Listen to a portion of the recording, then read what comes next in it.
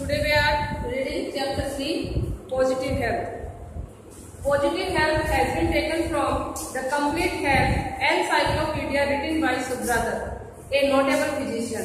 सुब्रा दत्त जो कि एक नोटेबल फिजिशियन है, एक प्रसिद्ध डॉक्टर भी है, उनके द्वारा ये उनकी लिखी हुई कंप्लीट हेल्थ एनसाइक्लोपीडिया से लिया गया है. She argues that positive health is a matter of disciplined daily routine, including good eating habits and tension-free minds. उनका मानना है कि जो पॉजिटिव हेल्थ होती है वो हमें कैसे मिलती है. हमारा जो रूटीन है वो डिसिप्लिन होना चाहिए, ईटिंग गुड हैबिट को हमें उसमें इंक्लूड करना है और टेंशन फ्री माइंड होना चाहिए. People in developed countries have achieved better physical health but their mental health is poor. जो डेवलप्ड कंट्रीज है, विकसित देश है, उनकी फिजिकल हेल्थ अच्छी होती है लेकिन उनकी मेंटल हेल्थ खराब होती है. She believes that homemade remedies are very effective to treat many diseases. उनका मानना है कि अगर हमें पॉजिटिव हेल्थ की आवश्यकता है तो जो होममेड रेमेडीज यानी जो घरेलू उपचार होते हैं, घर पे बने हुए जो भी दवाइयाँ होती है वो बीमारी में कारगर साबित हो सकती है. So too much dependence on doctors is undesirable. इसलिए डॉक्टर्स पे भी ज्यादा डिपेंड होना सही नहीं होता है. Positive health in children sometimes depends on the attitude of their parents. और जो बच्चों में जो पॉजिटिव हेल्थ होती है वो उनके पेरेंट्स पे डिपेंड करती है कि पेरेंट्स बच्चों के साथ किस प्रकार उनका व्यवहार है. If the parents put too much pressure on their children to achieve instant success they become distressed and begin to take drugs. यदि माँ बाप बच्चों पे प्रेशर डालते हैं कि वो अच्छा काम करे, अच्छा अचीव करे, गुड मार्क्स करे, इंस्टेंट सक्सेस यानी उनको तुरंत प्रभाव से उनको सफलता मिले, तो बच्चे क्या होते हैं, डिस्ट्रेस हो जाते हैं, तनाव में आ जाते हैं और वो ड्रग्स लेना स्टार्ट कर देते हैं. तो इस चैप्टर में हम पढ़ेंगे कि पॉजिटिव हेल्थ क्या होती है और अपने देश में उसकी क्या स्थिति है, किस प्रकार हमारे देश में हम डिपेंड है होममेड रेमेडीज पे. हमारी मेंटल जो हेल्थ है वो अच्छी होती है क्योंकि हम परिवार में रहते हैं, फैमिली में रहते हैं, तो टुगेदरनेस के कारण हमारी जो मेंटल हेल्थ है वो अच्छी होती है. बाकी जो फिजिकल हेल्थ है वो पुअर इसलिए कि हम लोग थोड़े से अल्प विकसित या थोड़े कम विकसित देशों में आते हैं जिसमें हमारे यहाँ थोड़ा प्रगतिशील नहीं है, देश प्रोग्रेसिव नहीं है, तो हमें सारी सुख सुविधाएं नहीं मिल पाती है. पुअर देश, गरीबी ज्यादा, पुअर्टी ज्यादा है, इस वजह से हमारी फिजिकल हेल्थ पे बड़ा फर्क पड़ता है. तो इसके बताया गया इसके बारे में, साथ ही ये भी बताया गया है कि हमें कौन कौन से कारण है जिनको हम अवॉइड कर सकते हैं जिससे हमें पॉजिटिव हेल्थ हमें मिल सके. अब ग्लोसरी के जो वर्ड मीनिंग है वो है कंटेंट. Content means satisfied. फिर है हार्मोनियस फ्रेंडली. हार्मोनियस का मतलब होता है तालमेल बिठाना, सामंजस्य बनाना. Nutritional status, the level of taking food necessary for health and growth. यानी वो स्तर जिसमें हम हमारे अच्छे स्वास्थ्य के लिए जो आवश्यक भोजन है वो हम ले, वो nutritious status. Interaction means communication with others. Interaction यानी एक दूसरे से बातचीत करना. फिर है एल्यूडिंग. एल्यूडिंग मतलब escaping sleeping away. Escaping sleeping away, किसी से दूर रहना, बच जाना. Close knit. Close knit means bound woven together, यानी एक दूसरे के साथ मिलकर हम जो गुत्थी करते हैं, जो बातचीत होती है उसको कहा गया है क्लोज निट, एक दूसरे के नजदीक होना. Sophisticated, highly developed. Highly developed का मतलब जो लोग जैसे अमीर घर के लोग होते हैं, हर चीज का ध्यान रखते हैं, हाइजीन का, खाने पीने का, तो ऐसे परिवारों को सोफिस्टिकेटेड कहा जाता है. फिर है वैक्सीनेशन. वैक्सीनेशन का मतलब टीकाकरण. तो वैक्सीनेशन भी इसमें ये भी बताया जाएगा कि जो पॉजिटिव हेल्थ है उसके लिए हमें वैक्सीनेशन टाइम पे कराना होगा. तो vaccination means medical treatment by injecting a vaccine into the body to produce immunity against fatal disease.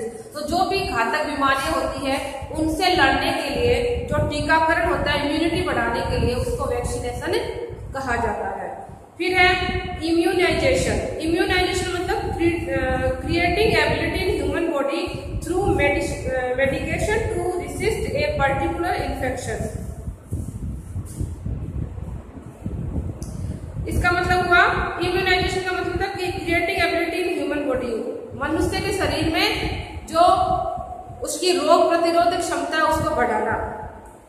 Intervention मतलब इंटरफ्रेंस। इंटरफ्रेंस मीन्स बाधित करना, किसी चीज में दाखिला होना, किसी चीज से परेशान होना। Maternal having to do with a mother.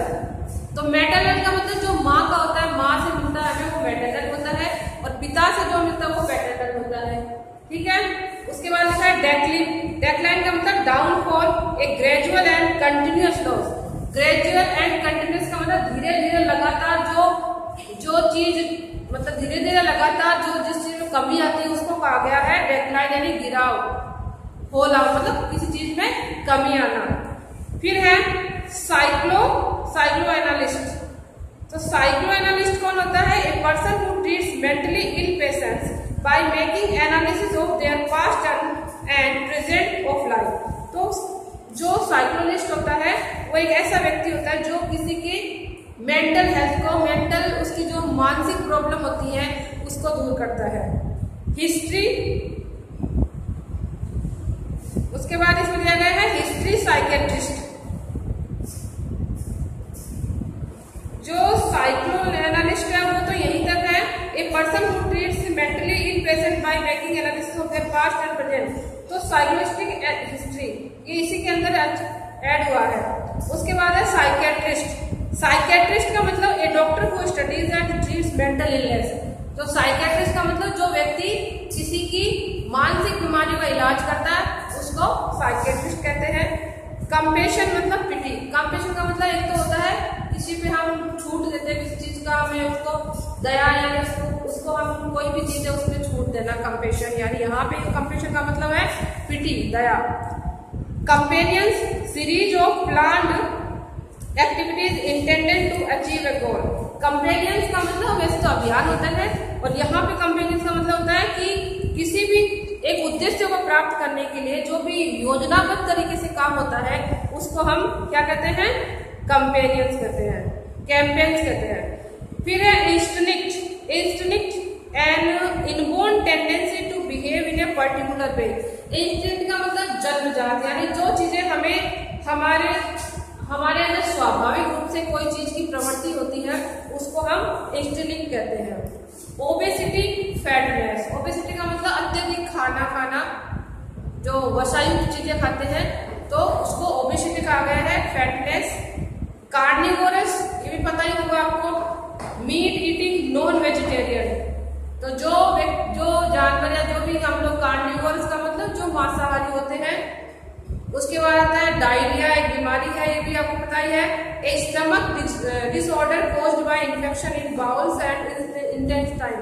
तो जो हमारे छोटे आंत में जो प्रॉब्लम होती है उसको प्रॉब्लम हो जाती है खाने पीने से। स्टमक डिसऑर्डर यानी पेट की जो नियमितता खत्म हो जाती है उसके कारण बीमारी होती है, उसको डायरिया कहा गया है। फिर है स्टिमुलेट। स्टिमुलेट का मतलब cause a reaction in an organ. तो किसी भी ऑर्गन का मतलब हमारे शरीर के जो अंग होते हैं उसमें जो प्रतिक्रिया का जो कारण होता है उसको स्टिमुलेट कहा गया है। Frustration feeling of dissatisfaction and despair. Frustration का मतलब निराशा। तो जब हमारे अंदर निराशा की भावना आती है, कुछ मतलब असंतुष्टि की भावना आती है, उसको फ्रस्ट्रेशन कहा जाता है। उसके बाद है कन्वेंशनल। कन्वेंशनल का मतलब ट्रेडिशनल, जो पारंपरिक बातें होती है, परंपरागत बातें होती है। और बाद में लास्ट में है एडोलेसेंट। एडोलेसेंट यानी pertaining to a young person who is developing from a child into an adult. तो जो व्यक्ति young person who is developing from a child into an adult, जब कोई बच्चा होता है एक बच्चे से एक बड़े पे परिवर्तित होता है उसको एडोलेसेंट कहा गया है। अब देखो इस चैप्टर में आपको मेन चीजें मैंने बता दी है, अबाउट द टेस्ट बता दिया, वर्ड मीनिंग बता दी है। अब इसके अंदर जो क्वेश्चन आंसर है वो सारे आप बता रहे कौन कौन से आपको जरूरी है करने। Question number first, how do you mean by health? What do you mean by health? कि हेल्थ से आपकी क्या परिभाषा लिखनी है, इसमें हेल्थ की परिभाषा लिखनी है। तो फर्स्ट पैराग्राफ रीड करेंगे उसमें मिलेगा आपको। How can we remain mentally well? Mentally well का मतलब हम अपने आप को मानसिक रूप से किस प्रकार ठीक कर सकते हैं।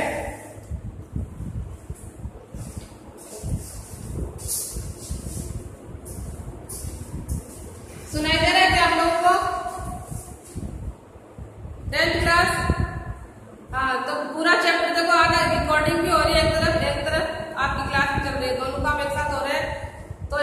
में जितना काम होगा उस हिसाब से आपको बता रहे हो, इतना आपको पढ़ना है और उतना आपको करना है नोटबुक में, ठीक है।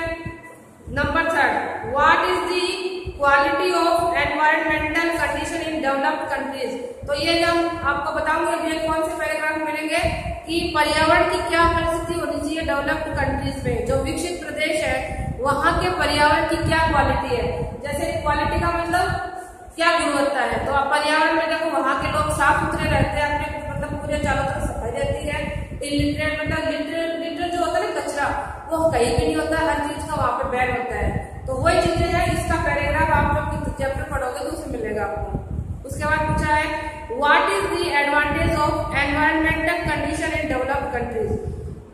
अब पहले वाले में कुछ क्वालिटी बतानी है कि डेवलप्ड कंट्रीज में क्वालिटी क्या है, वहां के पर्यावरण की क्या गुणवत्ता है, और सेकेंड में पूछा है एडवांटेज। दोनों क्वेश्चन सेम लग रहे हैं, एक दूसरे के मतलब ऐसे लग रहे हैं कि एक जैसे हैं, बट डिफरेंस क्या है, क्वालिटी ऑफ एनवायरमेंटल और एडवांटेज ऑफ एनवायरमेंटल, ये दोनों चीजें जैसी लगती है। क्वालिटी ऑफ एनवायरमेंटल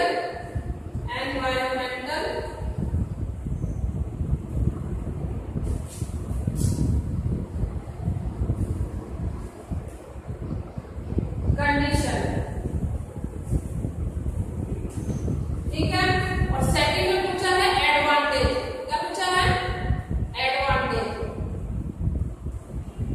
तो एडवांटेज का मतलब होता है इससे हमें क्या लाभ है, क्या फायदा है। क्वालिटी का मतलब गुणवत्ता, यानी वहां के पर्यावरण की क्या विशेषता है, किस प्रकार का पर्यावरण है।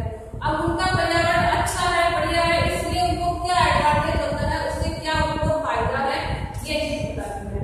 तो अच्छा पर्यावरण होगा, साफ सुथरा माहौल होगा तो हम बीमार नहीं होंगे, हम फिजिकली हेल्थी रहेंगे, ठीक है, कोई बीमारियां नहीं फैलेगी। समझ गए आप लोग। जैसे अभी हम कोरोना वायरस में हमको यही दिया जाता है, कह रहे हैं कि हाइजीनिक का हम सही रहे, ध्यान रखें, सावधानी रखें, हर चीज की साफ सफाई करें।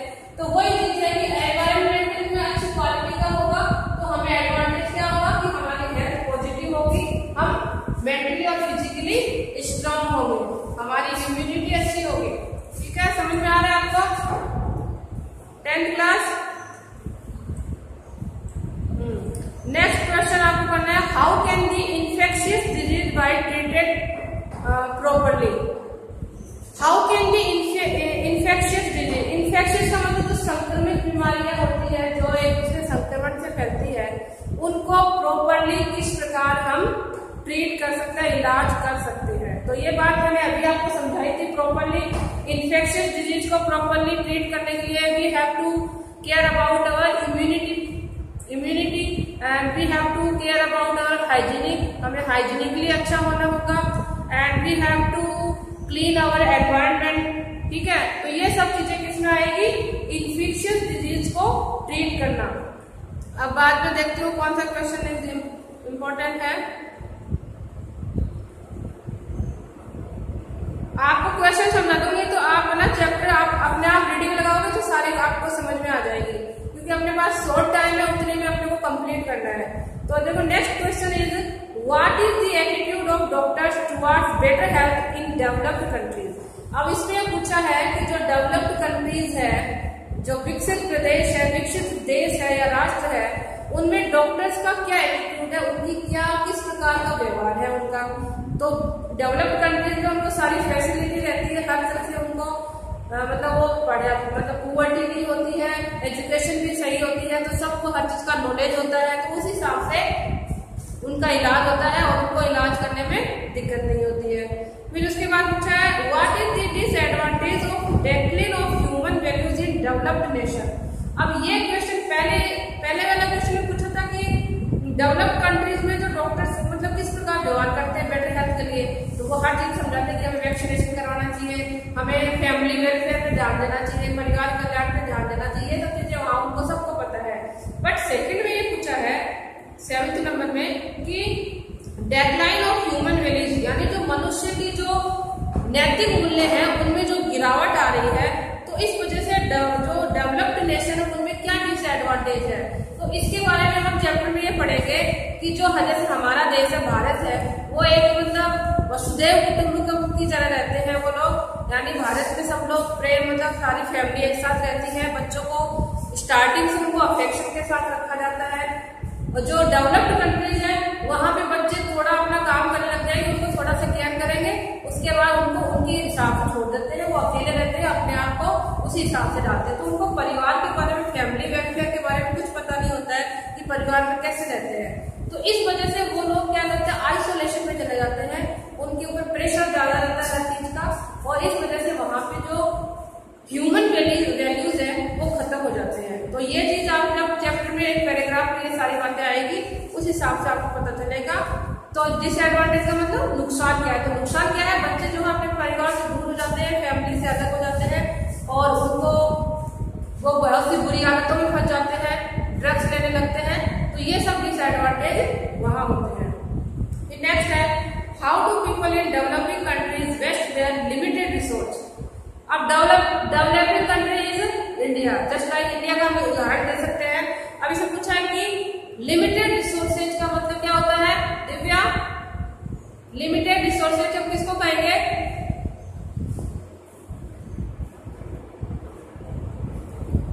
क्या आपको सुनाई दे रहा है?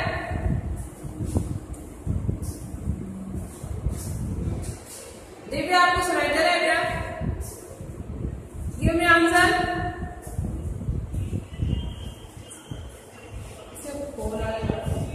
लिमिटेड रिसोर्सेज, तो लिमिटेड रिसोर्सेज का मतलब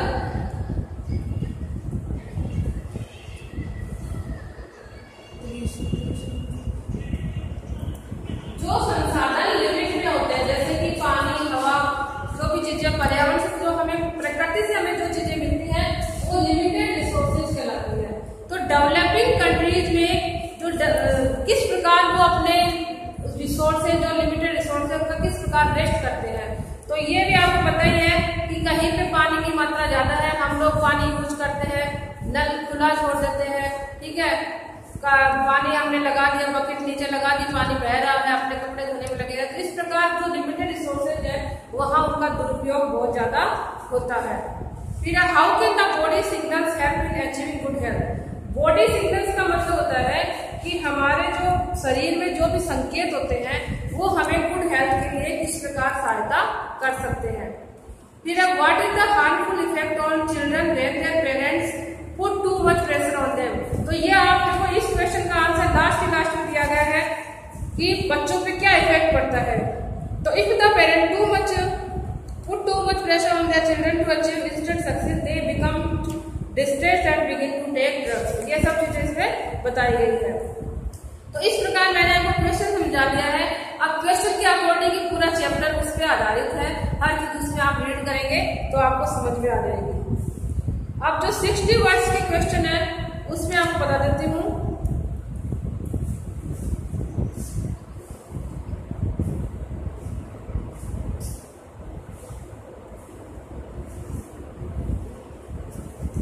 इसमें आपको क्वेश्चन नंबर 2 है, what problems are faced by people in developing countries in achieving positive health. कि जो डेवलपिंग कंट्रीज है यानी विकसित प्रदेश है, विकसित राष्ट्र है, उनमें विकसित प्रदेश है, विकसित राष्ट्र है, उनमें पॉजिटिव हेल्थ को किस प्रकार अचीव किया जाता है। कौन कौन सी प्रॉब्लम्स है, what problems are faced by people in developing countries in achieving positive health. कि जो डेवलपिंग नेशंस है, हमारे जैसे भारत जैसे विकसित विकासशील देश है, उनमें पॉजिटिव हेल्थ को हासिल करने के लिए क्या क्या प्रॉब्लम उनको फेस करनी पड़ सकती है।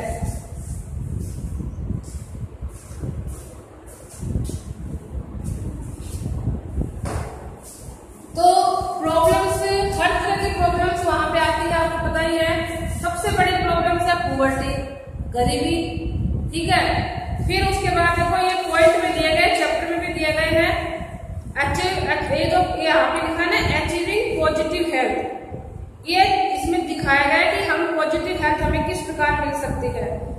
तो ये तो तरीके हैं कि ईटिंग बिहेवियर सही होना चाहिए खाने का, और उसके बाद रखा है एक्सप्रेशन एंड रिस्पॉन्सिबिलिटीज। ये इसमें बताया गया है कि हमारी जो अपवाद और जिम्मेदारियां क्या क्या है पॉजिटिव हेल्थ के लिए। अब इसमें आपको पूछा है कि प्रॉब्लम मतलब कौन कौन सी प्रॉब्लम का सामना करना पड़ सकता है उनको। तो वो मैंने आपको बताया कि एक तो उनकी पुअर्टी की प्रॉब्लम है, गरीबी है, दूसरी अशिक्षा है, उनके अंदर एजुकेशन का अभाव है। तो इसी वजह से उनको बहुत सारी ऐसी प्रॉब्लम का सामना करना पड़ सकता है। अब एक क्वेश्चन नंबर 3 है, how do the animals keep themselves fit. जानवर अपने आप को कैसे फिट रख सकते हैं। तो जानवर देखो, अब आप देखते हो जानवरों के लिए तो कुछ भी नहीं है, ना कोई डॉक्टर है ना कुछ है, फिर भी वो रहते हैं, फिर भी वो मतलब हर चीज मतलब स्वस्थ रहते हैं। तो उन्होंने अपना एक नेचुरल तरीका बना रखा है। जैसे वो कैल्शियम की जो मात्रा होती है उनको कैसे मिल जाती है, वो दीवारों में या चूना है उनको वो लीक करते रहते हैं, चाटते रहते हैं। तो इस वजह से उनको उनकी कमी दूर हो जाती है। तो जो जानवर होते हैं, एनिमल्स होते हैं, वो प्राकृतिक रीजन्स जो नेचुरल रीजन्स होते हैं उन्हीं के द्वारा वो अपनी जो अपनी हेल्थ है उसको फिट रखते हैं अपने आप को। ठीक है। अब लास्ट का क्वेश्चन है, how can the world environment be kept in balance. ये लास्ट में आप रीड करेंगे तो उसमें आप रीड करेंगे लास्ट का पैराग्राफ कि जो विश्व जो पर्यावरण है उसको कैसे संतुलित किया जा सकता है, उसको संतुलित कैसे रख सकते हैं। तो इसका रीजन लास्ट में दिया गया है कि हमें ये सब चीजें लास्ट का पैराग्राफ आपको रीड करना है, उसी में उसका आंसर आपको मिल जाएगा। ठीक है। तो इतना चैप्टर मैंने आपको समझा दिया है। अब आपका काम है पहले चैप्टर को रीड करना है, समझना है, वर्ड मीनिंग पे ध्यान देना है, फिर ये क्वेश्चन आंसर आपको करने हैं। और कोई प्रॉब्लम हो तो आप मुझे, मैं कल आपसे पूछूंगी, उस हिसाब से आप मुझे बता दीजिएगा। ठीक है।